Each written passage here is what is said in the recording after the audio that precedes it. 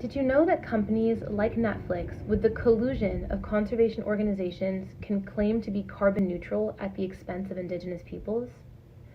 Carbon offset markets allow polluting companies to compensate their emissions by trading with supposed reductions in CO2 elsewhere. They can claim to be carbon neutral despite not reducing their emissions at all. Carbon credits come from projects that are supposed to have prevented emissions or stored carbon.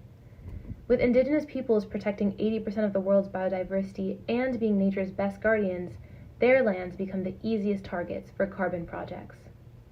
Conservation NGOs lobby to turn their lands into militarized, protected areas and evict them. Once they take control over their territories, they can claim to generate carbon credits that polluting companies are eager to buy. It's a greenwashing scam. It multiplies violence against Indigenous peoples, and it won't stop the climate crisis. But how are companies like Netflix fueling this scheme?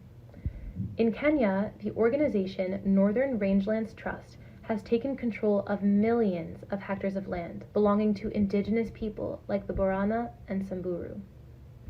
By accusing the pastoralists of overgrazing and destroying the environment, NRT has justified the militarization of their ancestral lands. There have been reports of horrendous human rights abuses, including murder. In reality, these pastoralists have been grazing sustainably for generations. It's precisely such a close relationship with the environment that has made Indigenous lands so coveted by the conservation industry. By creating protected areas and reducing the space in which pastoralists can graze, NRT claims that more vegetation can grow, more carbon is stored in the soil, and this carbon storage is then sold as carbon credits. But there's no evidence that the project is really storing extra carbon. Despite the abuses and lack of evidence, NRT has been able to get these credits verified and is earning millions from their sale to companies like Netflix and Meta. Take action now to stop blood carbon schemes on Indigenous lands.